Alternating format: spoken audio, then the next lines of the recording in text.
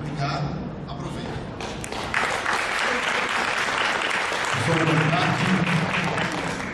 É uma tremenda roubada de ser o último que está falando, né?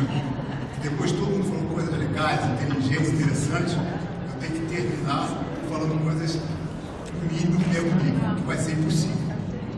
Então, o que eu vou falar para vocês, eu não vou trazer nenhuma aula específica para vocês, nem tampouco deixar algum método de tratamento. O que eu trago talvez seja uma inquietação, inquietar vocês sobre o caminho do Ayurveda, sobre os tratamentos do Ayurveda. Meu nome é Paulo Bastos Gonçalves. Eu acho engraçado que os palestrantes falam o nome no final, né? Tem que falar antes para você ser apresentado. Anyway, faz mal. Meu nome é Paulo Bastos Gonçalves, aquele meu e-mail. Se alguém lembrar de mim e quiser mandar um e-mail, eu agradeço para perguntar como eu fui, como é que eu estou, como é que foi minha viagem, coisa assim. Esse é o site da gente, é o site da Abra, www.ayurveda.org.br. Nosso site está em permanente revitalização, ele nunca fica pronto, nunca, mas nós acreditamos com fé em Deus e Ganesha que até o final do mês de outubro ele fica bom. Ok? Muito bem. Então, nós estamos no 7º encontro paulista de Ayurveda. Passaram 7 anos de encontro. Nesse meio tempo, nós fizemos vários outros encontros ao longo do país, mas o maior realmente sempre foi aqui em São Paulo. Isso graças aos esforços gigantescos, hercúleos do Eric, que o rapaz está lá atrás, de camisa marrom. Por isso eu vou dar um puxado de saco dele, bater palmas do Eric.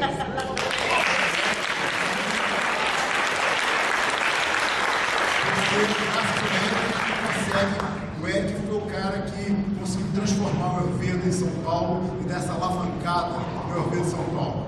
Parabéns para o Eric, obrigado pelos seus esforços. Bom, o tema de hoje é a Ayurveda desse dia de hoje, dos 2 dias, foi a Ayurveda praticada no século XX. Como o Ayurveda é sempre, o Ayurveda não está, o Ayurveda é. A Ayurveda sempre existiu. A Ayurveda foi um conhecimento trazido para a humanidade. A Ayurveda não tem Ayurveda no século XX, XIX, XV, XIV, ou XIII ou XII. A Ayurveda simplesmente é. O Ayurveda sempre será desta forma. Ele não tem transformação, ele não tem mudança. O Ayurveda apenas nós descobrimos mais coisas, mais assuntos, seja eles quais forem, que nós podemos encaixar, aplicar os conhecimentos do Ayurveda. Em particular, vou falar um pouco para vocês, é a Ayurveda e a mente do século XXI. Essa palestra nasceu numa viagem que nós fizemos, Érica, Dercy e eu, na Índia, e nós estivemos, primeiramente, no EVP, fazendo nossa viagem anual do EVP, e depois nós saímos mochilando mesmo pela Índia, de mochila, e fomos a vários lugares interessantes. O hospital do EVP nós já tínhamos visitado. Amrita Ayurveda Hospital em Kollam, Kerala, que é o hospital mantido e administrado pela AMA. A AMA, não sei se vocês conhecem, é a grande guru do abraço. Ela tem uma instituição gigantesca na Índia, com várias universidades, escolas, e um belíssimo hospital que nós visitamos. E por último, o Aravada Sala Hospital, também no Kerala. E nesses hospitais, nós procuramos observar como era o cuidado com a mente, como a forma como é o Ayurveda cuidava com a mente. Esse é um assunto que eu tenho particular interesse. Eu esqueci de falar para vocês que eu não sou médico, eu não pertenço à área médica, eu sou engenheiro, pratico engenharia, sempre pratiquei engenharia, trabalho com engenheiro.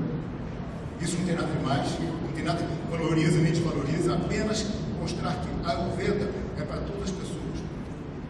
Todas as pessoas podem praticar a Ayurveda. É claro, determinados tipos de tratamento são restritos às pessoas da área médica, médicos. Porém, você pode ser terapeuta, como eu sou, sem ter formação na área médica. Minha formação sempre foi na área exatas. E o Ayurveda me ajudou, a engenharia me ajudou bastante a entender o Ayurveda, pelo menos tentar entender o Ayurveda. Porque eu sou engenheiricista, então eu trabalho no não medido, no vácuo, no imensurável. Então, e uma matemática avançada. Então, isso me ajudou bastante a estudar o Ayurveda. Muito bem. Posso falar hoje, a Ayurveda e a mente no século XXI foi um tema que fui devidamente mandado falar. Não fui escolhido. Fui escolhido para falar esse tema. Não fui eu que escolhi esse tema. Foi de livre e espontânea pressão. Eu olhei o título do tema, não gostei. Aí, sem falar nada para ninguém, eu mudei o título da minha palestra. Afinal de contas, eu sou mais velho e posso fazer o que quero. Aí eu botei o seguinte título: Psicologia na Índia do século XXI, um movimento de retorno à tradição. E foi isso que nós vimos lá quando nós visitamos aqueles 3 hospitais que a gente andou no meio daquela poeira desgraçada. Foi isso que nós estamos procurando. Como tem poeira na Índia? Meu Deus, é impressionante. As roupas que você vai e usa lá nunca mais ficam brancas. Não tem jeito. Nunca mais na sua vida que fica branco. Muito bem. Aí, vocês viram que a última palavra que eu coloquei ali foi tradição. Tradição não é marca de café. Tradição também, o Adelson fez mais ou menos uma colocação assim, quando o Adelson falou de compromisso, não, o Adelson falou de responsabilidade. Quem foi, Adelson? Você esqueceu, né? Alguma coisa semelhante a compromisso. São palavras que no Brasil tem péssima aceitação. Compromisso, responsabilidade, disciplina. O brasileiro detesta disciplina, ou um povo indisciplinado. Por isso não vai para frente. Tudo bem. Mas tradição também é algo que nós não seguimos. Tradição para a gente, a primeira leitura que a gente faz de tradição, é uma coisa velha, que já não serve para mais nada, sem uso mais. Caramba, isso é uma estultice, como dizia a tradição. Estultice é uma coisa ridícula. Tradição é absolutamente importante no conceito do Ayurveda. Quando nós falamos em tradição no Ayurveda, nós não estamos falando de algo velho, como o corotério está guardado lá no canto. Nós estamos falando dos livros clássicos, onde o Ayurveda se criou, onde o Ayurveda está documentado e guardado. Hoje à tarde, não lembro se foi o Dr. J.K. e o Dr. Patsarati falaram sobre os livros clássicos. O que foi o Dr. Patsarati? Então, em cima dos livros clássicos, é que nós estudamos e nós procuramos pesquisar e tentar extrair daí um conhecimento para trabalhar como terapeutas. A tradição, nós seguimos sempre a tradição. Não que nós sejamos retrógrados, e sim porque a tradição é plena, completa. Tudo que nós precisamos extrair para a saúde, para cuidar do ser, para cuidar do corpo, desse invólucro que nós carregamos ao longo da história da vida, e do qual nós temos que cuidar bem, porque ele é a única coisa que nós temos. Eu não tenho esse sapato, eu não tenho essa camisa, eu tenho apenas meu corpo, então eu tenho que cuidar dele da melhor forma possível. E coroando meu corpo carual, tem a cabeça. Eu tenho que cuidar da cabeça da melhor forma possível, porque a cabeça faz parte do corpo, já dizia Maria Antonieta. Maria Antonieta, você lembra que perdeu a cabeça em uma tirada da Revolução Francesa. Foi a única pessoa que eu conheço, se bem que também João Batista perdeu a cabeça e é famoso até hoje, né? Na verdade, Salomé voltou-lhe a cabeça, ele ficou famoso. Então, eu vou falar um pouco para vocês. Tem psicólogo aqui, tem uma que eu estou vendo ali atrás, roupa azul, que eu conheço muito bem. Tem mais psicólogo aqui? Tem ali que é meu amigo, outro ali que eu não conheço, já fica perigoso. Então, 3. Conheço? Não conheço. Tem 4, 5, estou perdido. Vou falar um bocadinho de psicologia, não vou falar nada demais, mas para aqueles que não são psicólogos, falar que é psicologia. Psicologia é a ciência que procura a forma de compreender o homem e a mulher também, seu comportamento visando facilitar a convivência consigo próprio e com o mundo. Importante. Porém, a psicologia possui um longo passado, mas uma história curta. Quem falou isso foi um rapaz chamado Hermann Ebbinghaus, que devia ser alemão. Com esse nome ninguém pode ser outra coisa. Eu quis dizer com isso que a preocupação com o comportamento da mente para o ocidental, isso aqui é uma visão para a psicologia, é uma palavra ocidental, é uma história muito comprida. É há longo tempo que os ocidentais se preocupam com psicologia. Porém, a história formal é relativamente curta, porque a oficialização da psicologia como prática terapêutica só se deu a partir de 1879, que não é nada, para quem está envolvido com a Ayurveda, é ontem. Para quem está envolvido com a Ayurveda, como nós, estudamos coisa de 5, 6 mil anos atrás, 1879 foi um segundo atrás. E a mundialização do Ayurveda se manifestou já nas primeiras décadas do século XX, com aquela galera, Freud, Jung, Reich, essa turma toda que a gente conhece, muito que bem. O que a psicologia faz? Eu já disse, estuda o comportamento humano, mas estuda o que motiva o comportamento humano e o que sustenta o comportamento humano. Estuda as ações proveniente dos processos mentais. Os processos mentais em você, as ações que resultam desses processos mentais, os quais você já está acostumado e você já os usa normalmente no seu dia a dia, na sua vida, no qual você foi montado desde o seu nascimento. Então, vamos seguir o raciocínio. Vejam vocês, eu sou engenheiro, então eu sigo o raciocínio de engenheiro. Step by step, passo a passo, vou montando o pensamento. E deixo depois para vocês irem para casa e vocês ficarem pensando tudo que eu falei e só faço a pergunta por e-mail, que é a única maneira que eu sei responder. Muito que bem. Então, a psicologia estuda a mente. Estuda as mentes em seus aspectos estruturais, ou seja, a estrutura do sistema nervoso central. A psicologia estuda a mente e seu processo de aprendizado. Como é que o homem aprende? O homem aprende por um processo de associação de ideias, da mais simples para as mais complexas. Ok? Como funciona o homem e como ele utiliza suas adaptações ao meio político-social. Vemos, então, muito lógico, que a psicologia ocidental, maravilhosamente bem, interpreta o homem, analisa o homem segundo o contexto político-social com o qual ela foi montada. A psicologia ocidental é o resultado de um comportamento ocidental, religioso, político, existente na Alemanha, na Europa de forma geral. E daí nasceu a psicologia, com uma cara europeia. Esqueci o negócio aqui. Psicologia entende a mente e seus processos na utilização da afetividade, seja no estudo do inconsciente. A afetividade, a forma que é pensado no Ocidente. Há respostas comportamentais partindo do estímulo que nos é comum no Ocidente. Ok? E a necessidade do homem se compreender melhor, na sua totalidade, resgatando as relações da psicologia com a filosofia. Então, assim entende a psicologia e a mente. O resultado proveniente de toda essa abordagem terapêutica da psicologia, o que é? A busca da saúde, é a busca do estado de felicidade, o estado da saúde mental, que é o que nos interessa aqui. Felicidade.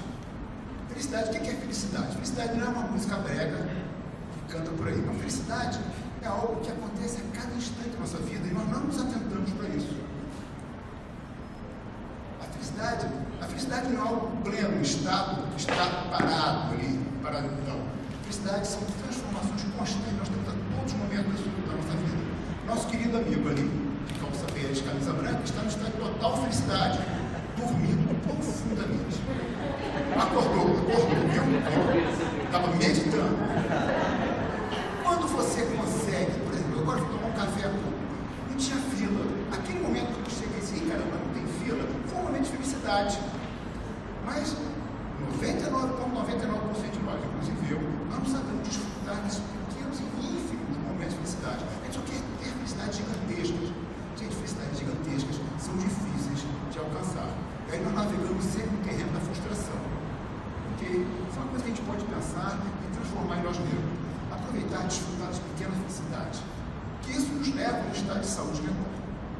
Então, vemos que no Ocidente, a aplicação da psicologia vem a cada dia mostrando uma crescente popularização em diversos segmentos de atividade do ser humano.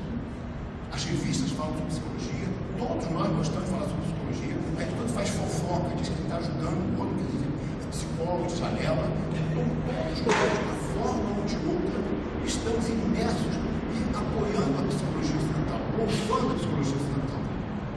Muito. Porém, a psicologia ocidental, ela não se aproxima tanto assim da psicologia praticada como deveria ser praticada no Oriente.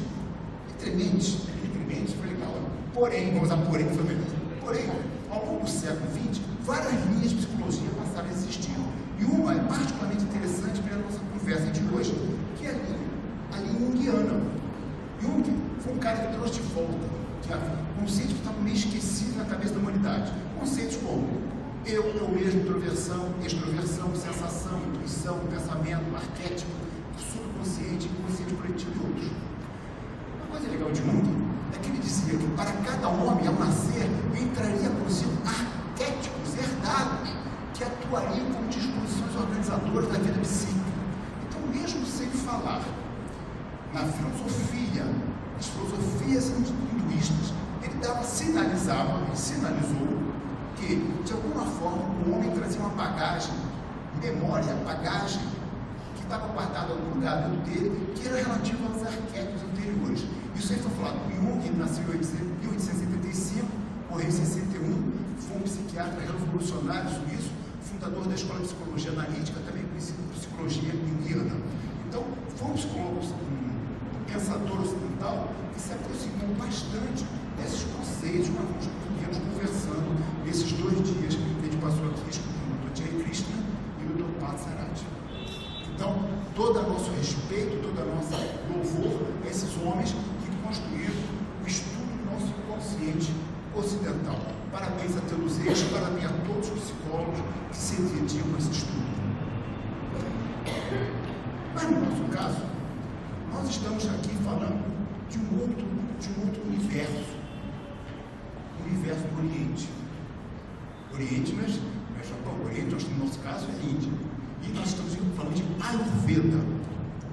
Ayurveda, talvez pudesse dar várias definições para o que é Ayurveda. O que a gente encontra nos livros? Tem sapato aqui. Coitado do seu sapato. Eu já dizia umas 500 vezes. Então, um nomezinho que eu posso botar para ligar o Ayurveda é Ayurveda, um caminho para a consciência. Foi eu que inventei esse nome. Está escrito no livro, não achei legal esse nome, que é verdade. Ayurveda é uma forma de nós caminharmos para a consciência. Consciência vai ser uma palavra que eu vou usar bastante ainda nesses minutos de hoje. Então, vamos falar um pouco sobre Ayurveda e consciência. Sentindo agora como um velho professor sentado com seus discípulos. Na realidade, não é meu despertador. Na realidade, cá entre nós, eu posso falar isso de cadeira para vocês. Posso falar tranquilamente, graças a meus cabelos duros. Nós todos, você, e ela, Décio, Eric, eu, nós temos uma noção muito superficial da cultura indiana. Não adianta a gente usar roupinha indiana, usar incenso, cantar mantra. A gente nasceu mesmo, foi no Brasil. A gente gosta de festa de São João. Na Índia não tem festa de São João, tem Pongal. Pongal é legal? É. Pongal é bacana. Legal pra cacete. Eu não acho graça nenhuma, mas eu fico lá, Pongal. Aí quando chega aqui de São João, não tem quadrilha, né? Não tem batata cozida, na Índia não tem carnaval. Não tem carnaval. E o pior de tudo, na Índia eles não são flamenguistas. Isso é que é terrível. Então, meus queridos, menos, nós não somos indianos e nós sabemos muito pouco dessa cultura vastíssima, gigantesca, imensa, inesgotável, uma fonte inesgotável de estudos e de estudo. Nós temos muito que estudar. Esses nomes, Siddhartha Gautama, Mahatma Gandhi, Shri Shri Ravi Shankar, Osho, Ramana, Paramananda Yogananda, Ama, todos eles necessitam de ser observados, estudados por nós com seriedade, com profundidade, para que nós consigamos tentar trazer para nós ocidentais alguma parte desse conhecimento. Os livros que foram sorteados aí do Paramananda Yogananda é uma excelente forma de adquirir um pouco mais, para nós aprender um pouco mais sobre a cultura indiana. Nas últimas décadas, nos últimos 20 anos, talvez no Brasil, desde 85, que o Ayurveda entrou mais forte no Brasil, o Danilo foi um dos meus médicos para praticar Ayurveda no Brasil. Outros deram, estavam nos primeiros do Danilo. O Ocidente se surpreendeu de descobrir o Ayurveda.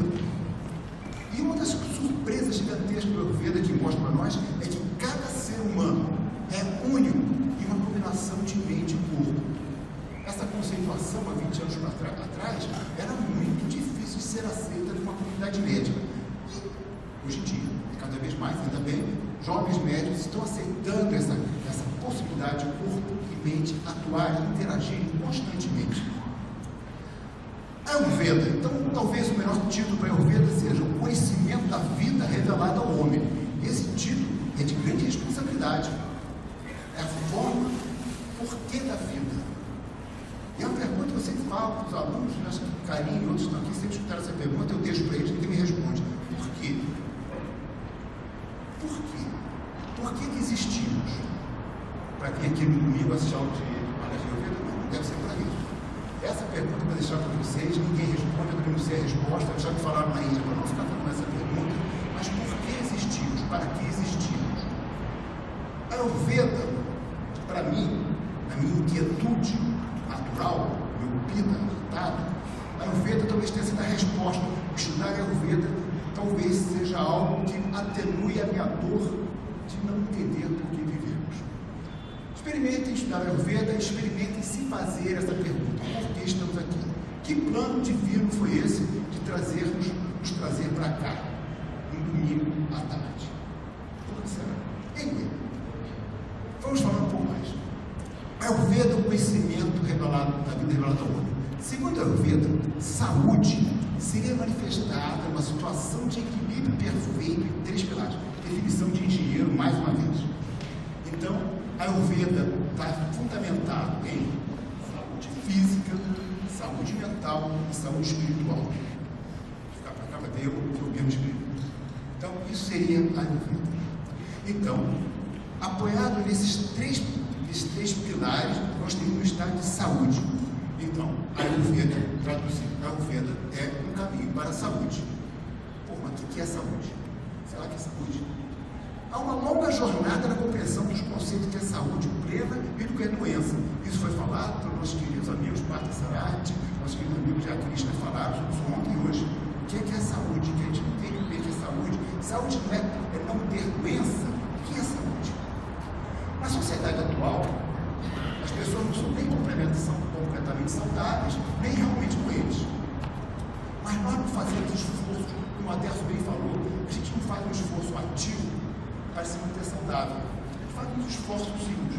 E aí, por nós não nos mantermos saudáveis, nós propiciamos o aparecimento de doenças. Durante estudos da Ayurveda, a gente conseguiu entender que a gente tem saúde quando a gente vive em equilíbrio. O nosso equilíbrio, de acordo com a palavra, que eu vou falar para talvez você depois, está Prakriti, o estado pelo qual eu fui criado, como eu fui transformado, como papai e mamãe, e mais não sei quem lá de cima, me fizeram vir para a Terra. Esse é o meu estado natural de saúde. Ah, mas esse não é o melhor estado que você tem? Sim, mas esse é o meu estado de saúde. Então, saúde é eu estar equilibrado na mesma, procurando voltar à mesma forma que eu tinha quando eu fui, quando houve meu concepto, no momento da fecundação, no qual a alma se instalou naquele grupinho de espermatozoide ovo. Aquele momento é o concepto, e ali foi criado o meu estado de equilíbrio. E eu tenho sempre que tentar voltar para aquele estado de equilíbrio, para mim é Prakriti. Então, vejam, ao longo da minha existência, eu passo por situações que há desequilíbrios psicológicos, desequilíbrios corporais e desequilíbrios mentais. Constantemente nós somos submetidos a isso. A saúde virá então quando o lado psicológico, corporal e mental estiverem o melhor possível equilibrados na forma como Paulo foi colocado na face da Terra. A forma como você foi colocado na face da Terra é completamente diferente da minha. Você também. Você. Senão o mundo seria muito chato. Se eu tivesse irmão gêmeo, no mesmo dia, seríamos diferentes. Teríamos formas diferentes de interpretação da vida.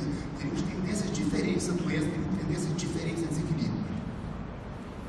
Esse comportamento harmônico de saúde física, mental e espiritual consiste em praticar a pureza e cultivar a devoção, o espírito de sacrifício e desapego. Isso é extraído dos textos sagrados, dos textos básicos do Ayurveda.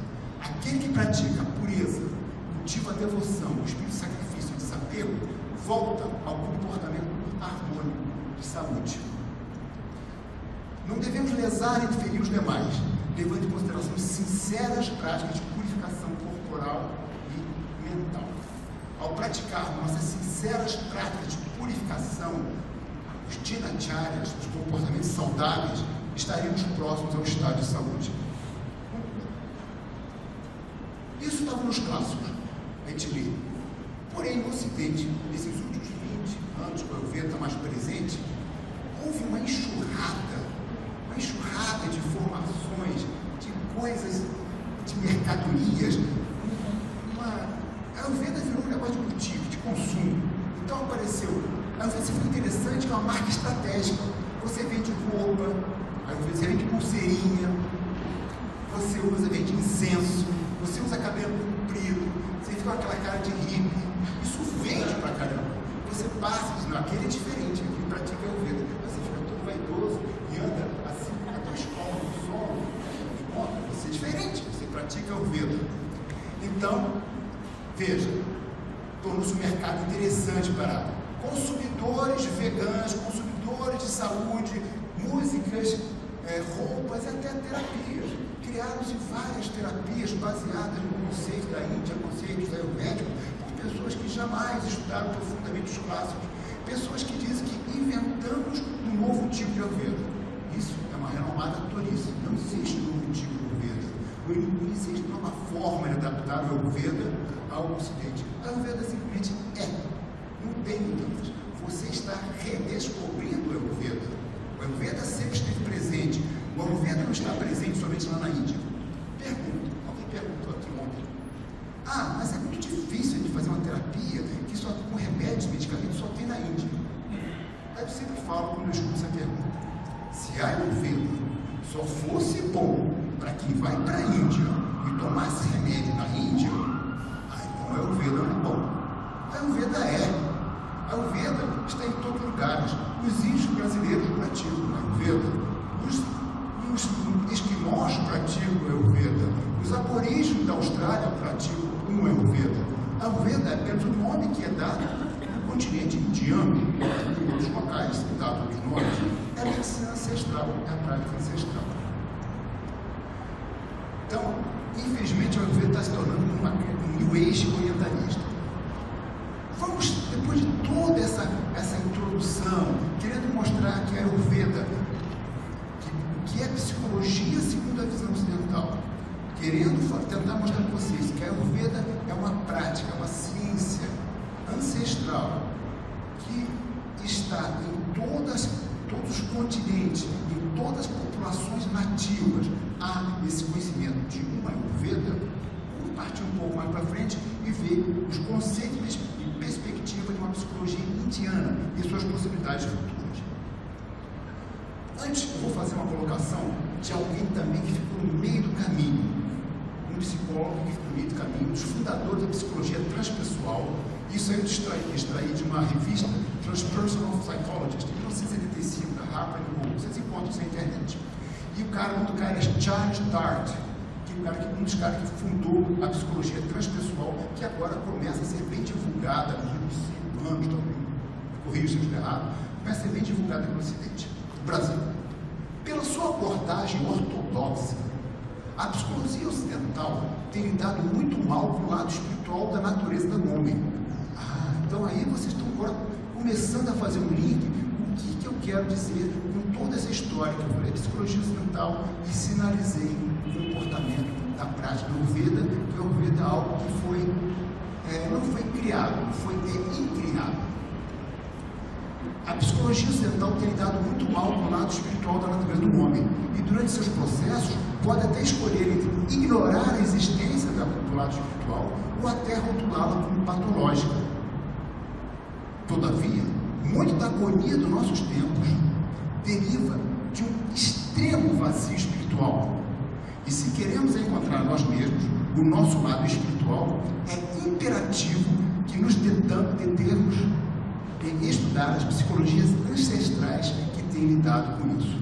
Quando eu encontrei esse texto, eu achei interessante trazer para vocês, para nos motivar a estudar os clássicos, estudar Ayurveda, estudar Vedanta num longo caminho para, aí sim, entendendo essa conceituação ancestral, tentarmos produzir ferramentas para observar, analisar e trazer equilíbrio e saúde para nossos pacientes. Apesar desse aparente entendimento das diferenças estruturais entre o comportamento ocidental e indiano, gente verifica que desde o início do século XX, a psicologia acadêmica praticada na Índia continua tendo como referência teorias e conceitos ocidentais. Evidente, porque a Índia viveu até 1947 um longo período, 200 e poucos, 300 anos, de dominação inglesa.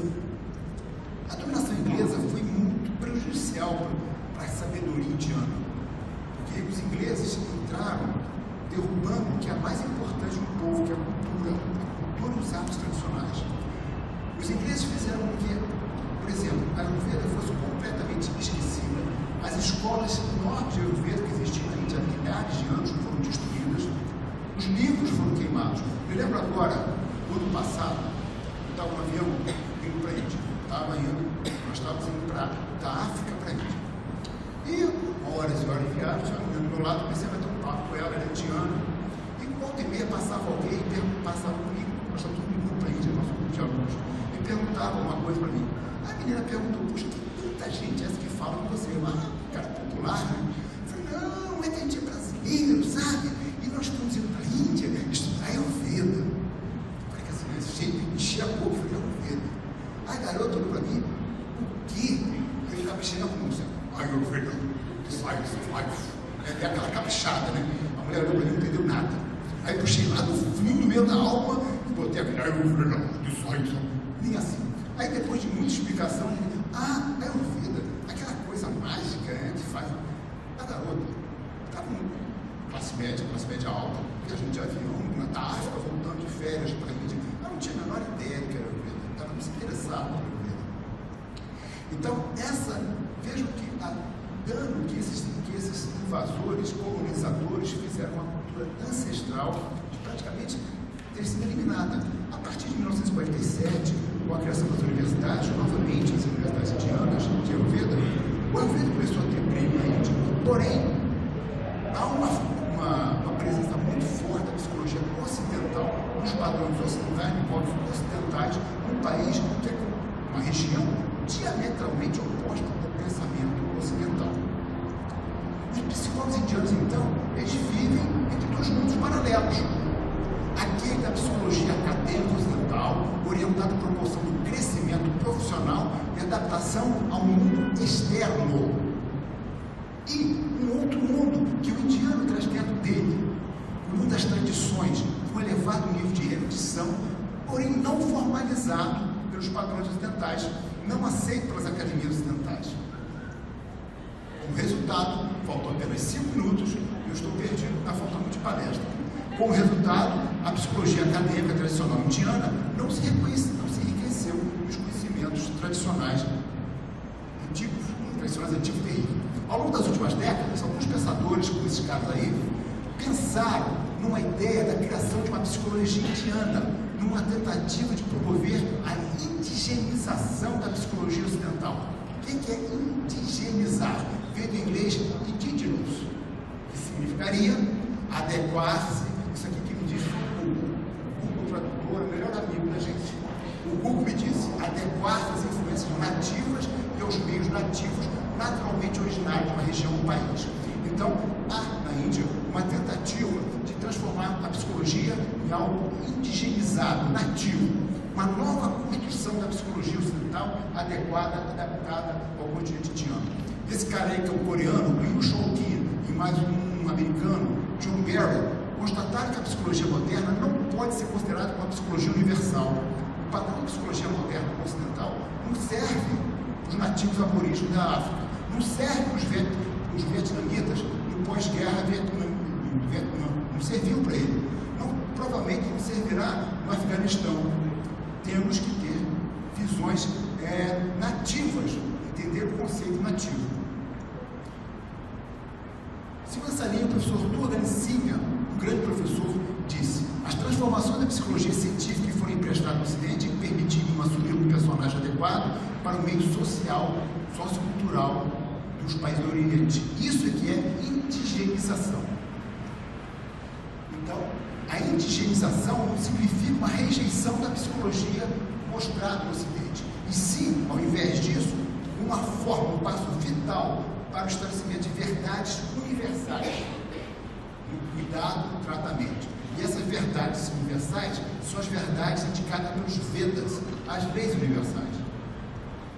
Então, os filhos estão sendo utilizados nessa vertente psicológica, sistemas filosóficos indianos como Vedanta, Sankhya, Yoga, Jainismo, Budismo, foram introduzidos conceitos como self familiar, karma, e eu espiritual, seu dharma.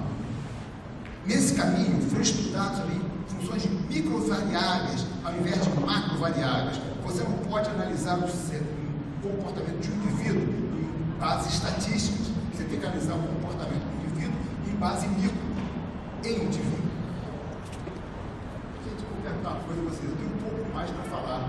Posso falar um pouco mais? A gente vai fechar. Bom, infelizmente, vamos ter que falar um pouquinho mais rápido. Ramanujan, um conhecido poeta e pensador indiano, perguntou: existe uma forma indiana de pensar com a qual o pensador ocidental consegue se entender para, utilizando a bagagem cultural fantástica do Ocidente, criar um novo método de análise dos indivíduos, análise dos indivíduos da região hinduísta indiana, e trazer isso para a análise dos indivíduos ocidentais, baseado no terceiro ponto do nosso tripé, que é a espiritualidade, ou a consciência. Mesmo assim, alguns pensadores se concentraram na tarefa árdua da criação de padrões de pensamento que permite a criação de uma linha prática de psicologia indiana. Isso eu estou tentando falar com vocês aqui. Está claro que essa consideração é baseada em padrões de pensamento e comportamento das massas indianas, foi observado na Índia. E quais são os padrões de pensamento indiano? Como é que é o comportamento indiano sobre o qual começa a se traçar essa tese de uma psicologia indiana? A atitude prática indiana, o indiano é extremamente prático. A sua abordagem prospectiva, prático e curioso. Sua facilidade em ver o caráter introspectivo. O indiano tem um foco natural nas suas experiências extrasensoriais. O extrasensorial para ele é absolutamente natural, comum. Uma abordagem funcional dinâmica. Mostra que o indiano é extremamente dinâmico na sua produção. Uma atitude propulsivística, as características emocionais e o comportamento de um indivíduo dentro do grupo. Entendo, o indiano convive em grupos familiares. O propósito do grupo familiar é muito importante para o indiano. Uma interação com outras disciplinas, que nós vemos no Ayurveda, você está conectado com arquitetura, com medicina, com odontologia, com psiquiatria, tudo está conectado dentro da filosofia de pensamento hinduísta. Uma abordagem, então, organicista e integral. Perspectiva de aplicação no Ayurveda na saúde da mente. Isso se chama Kriya Sharira, seria uma psicologia indiana. A psicologia indiana é a Adhyatma Shastra, isto é, a ciência que tem por objetivo a compreensão da alma. Os sábios e videntes indianos, que intuíram a tradição indiana, eles tinham interesse muito maior na compreensão de Adhyatma Shastra, o Dr. Parthasarathi falou há pouco, do que em Mana Shastra. Eles tinham muito mais interesse em compreender o objetivo da existência do que propriamente a compreensão da mente.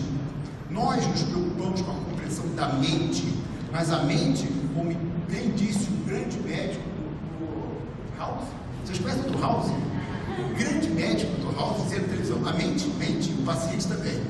Então, os nossos queridos amigos indianos, eles promoveram essa ligação entre o que passa no nosso coração e o que passa na nossa cabeça, na nossa mente. Porém, os rishis, eles eram mais interessados nas formas e meios de libertar das condições limitantes da existência do que se preocupar em estudar os labirintos da mente, como fazemos no Ocidente.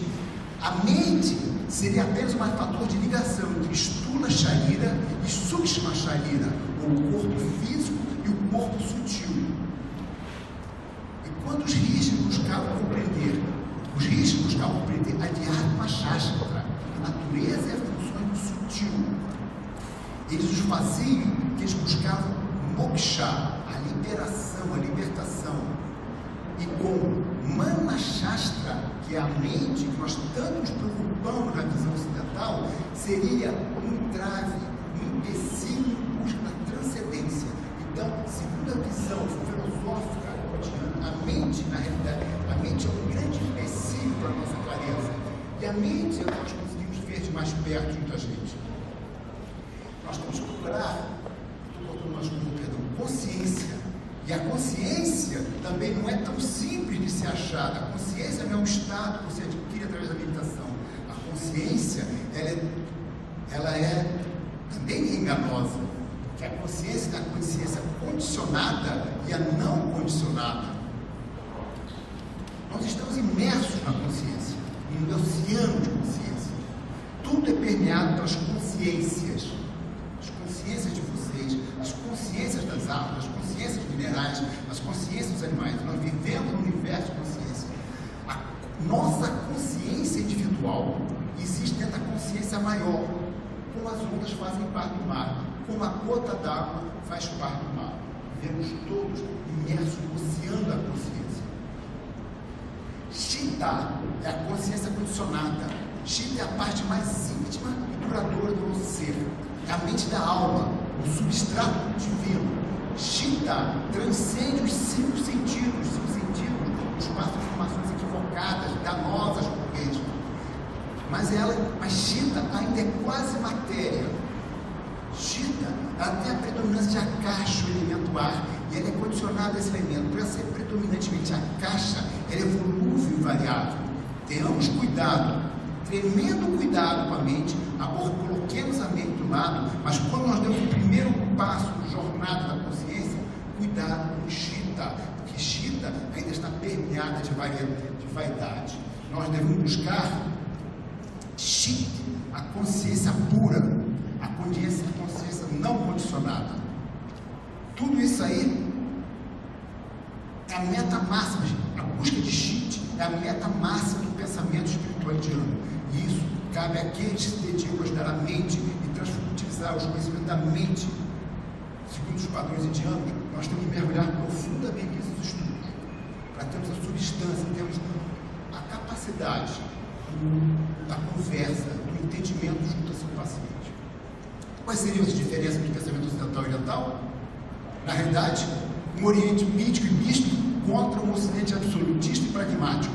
E está na compreensão do conceito básico, consciente, que na realidade é uma diferença espiritual. Aí reside a grande diferença entre o pensamento ocidental e o pensamento oriental. No Ocidente, dizemos, a consciente e mente não são sinônimos. A mente é uma interface entre a consciência e o cérebro. O sente ouve a cada instante. A consciência não é restritiva a uma sensação focal ou uma situação reflexiva. A consciência, vejamos, a consciência não pode ser considerada como um aspecto da função cerebral ou como uma qualidade da experiência gerada pela atividade cortical. A consciência não é algo que é modificado no seu dia a dia. Ela vem até a falar comigo. A consciência é o que, porém, a consciência é o que torna possível a experiência plena da condição humana. A consciência e a aceitação do karma. Karma, vocês sabem o que é que nos fornece. Karma pode induzir no indivíduo a um especial comportamento social, moral e político. Restam 5 minutos. Isso aí é recente. Eu estava conversando com alguém que está em um canto aí sobre o Nascimento Goswami, que esteve aqui no estado do Brasil, e ele disse essa semana: a consciência é a base de todo o ser, e a matéria existe com a possibilidade da consciência. A realidade vem do mundo da potencialidade. É pena, né? Esse tema é tão fascinante, tão gigante, que infelizmente a gente não consegue falar tudo isso numa hora que nós estamos pensando aqui. Vou falar alguma coisa prática desse tratamento psicológico em Ayurveda. A medicina Ayurveda, como você já viu hoje, possui várias possibilidades de tratamento. Panchakarma seria uma delas, uma ampla variedade, um amplo elenco de tratamentos de eliminação, de redução.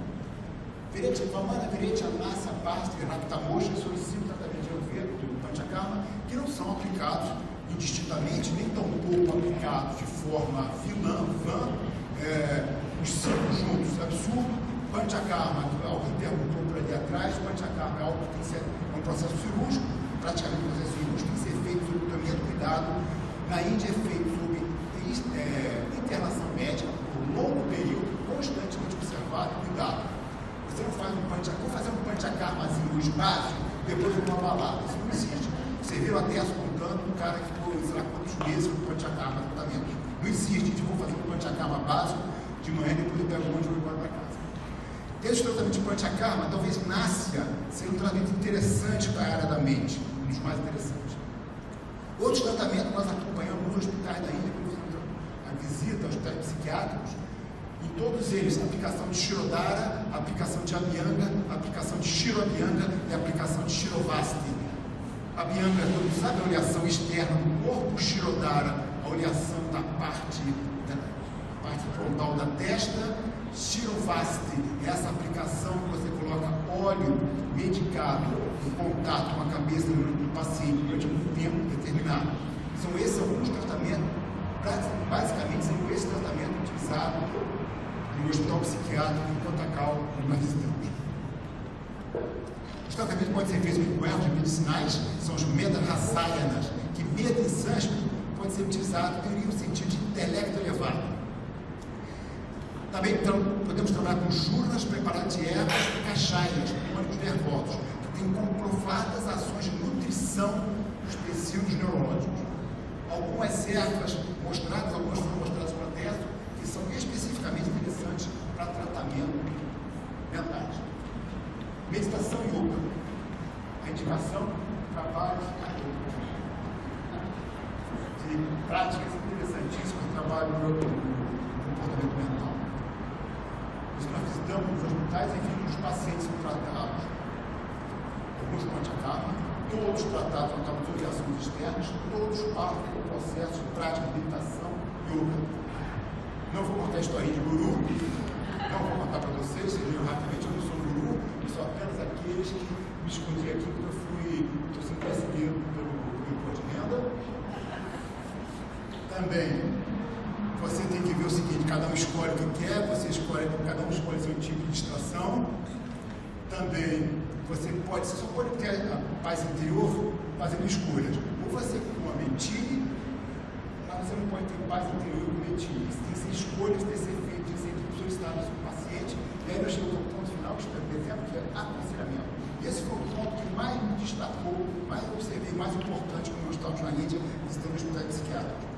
A pergunta que eu fiz à diretora do determinado hospital, depois de ter visitado, uma história muito engraçada, que eu poderia contar um dia desses aí, que foi a visita Érica Dessa e eu ao hospital psiquiátrico na Índia, que nós ficamos perdidos dentro do hospital, e era todo mundo louco, a gente não sabia quem era louco, quem não era. Quase pegaram a gente, todos usavam o mesmo tipo de roupa, médicos e loucos, não sabíamos que era. Não tinha diferença. Esse médico, aí nós ficamos perdidos lá no meio, eu fiquei meio nervoso, e eu perguntei para a diretora do hospital ao final o que era diferente, como é que é aquele tratamento, era só oleação na cabeça, isso está certo mesmo, esse negócio de yoga, isso está certo, beleza, não, parece que eu africano mesmo, doidão, isso está certo. Ela falou, a diferença é counseling. Eu falei, pardon? Counseling? O que é counseling? Aí eu joguei aquele meu conhecimento, né, conhecimento de gênero. Counseling, o que é? A senhora utiliza o método junguiano? A senhora usa o método haitiano? Não. A senhora vai no freudiano em básico, Freud em básico, aquele negócio do papai não tem sexo? Também não de forma alguma, nós usamos o aconselhamento espiritual. Aí que a ficha caiu. Essa é a grande diferença. O aconselhamento espiritual. A atenção, não atenção ao carinho que o psicólogo tem, é algo além, que transcende. Isso é isso. Eu acho que o indivíduo que se dedica a esse estudo, a essa prática, ele só pode praticá-la no momento que ele aceita essa espiritualidade inerente do ser humano. Mesmo de forma que eles falam de espiritualidade inerente. Bom, não vou falar mais para vocês, não vou falar mais nada. Não dá tempo. Talvez aqui. Da leitura dos clássicos, entendemos que o equilíbrio da mente, que é o que buscamos, tem significados variados. A experiência do sentimento interior de bem-estar, harmonia, equilíbrio e paz, um processo através do qual a harmonia entre a mente, corpo e espírito seja restaurada, e para nós isso é absolutamente normal, seja estarmos equilibrados. Como esse ser humano foi desequilibrado na sua prakriti, se remete a uma responsabilidade gigantesca, que é da gestação. Falo por uns segundos com vocês sobre isso, que é um tema de minha particular interesse. Uma cura psicológica proporcionaria esperança, aceitação, liberação, esperança, aceitação. A tua aceitação pela sua prakriti, aceitação pela sua estrutura emocional e física, como você vê o mundo. Solução de conflitos internos e a possibilidade de novos insights. cura psicológica pregada pela nova psicologia indiana, a psicologia indigenista, talvez não cure o paciente, porém, mudaria o indivíduo, permitindo a ele lidar de forma eficaz e adequadamente com aquela situação existente para ele, aquela situação com a qual ele foi brindado, ele foi presenteado para viver esta vida. É muito fácil falar isso quando a gente está lindo, belo, maravilhoso, cheio de saúde. Porém, a concepção indiana, o entendimento indiano do indivíduo é ele se adequar à sua prakriti, entender seu conceito de dharma, entender seu conceito de karma. E ele tem que viver feliz que aquilo que ele tem no momento, não o que temos para hoje. Temos para o presente. Conclusão. Embora a natureza da cura psicológica seja entendida, como nós entendemos aquilo que eu falei, entendemos o que eu falei, agora aceitamos mesmo? Claro que não. Todo mundo balançou a cabeça, mas no fundo nós não aceitamos, a gente quer cura, a gente quer algo melhor. Eu penso com vocês, embora a natureza da cura psicológica seja entendida, ainda não se comprovou como essas tradições curativas tocariam no interior de um paciente ocidental. Eu que moro no Rio de Janeiro, com toda a confusão da cidade, vocês são submetidos a impacto constante, assalto, perda de emprego, perda de amores, ganho de quilos, perda de quilos.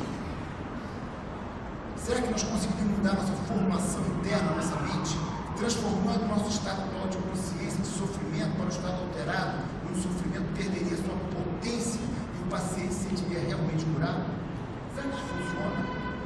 Essa é a pergunta que eu deixo para vocês. Será que tudo isso que eu falei é verdade mesmo? Será? Ou é apenas um cara que leu um monte de livro e veio para aqui falar isso para vocês? Fez uns slides bonitos, parou aqui na frente e falou para vocês. Será que isso é verdade?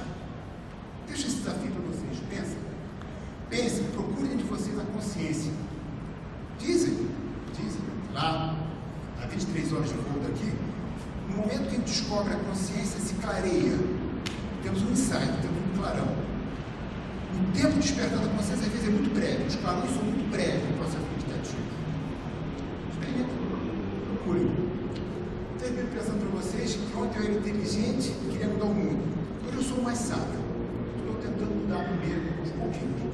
Agradeço a vocês, peço perdão por ter corrido tanto.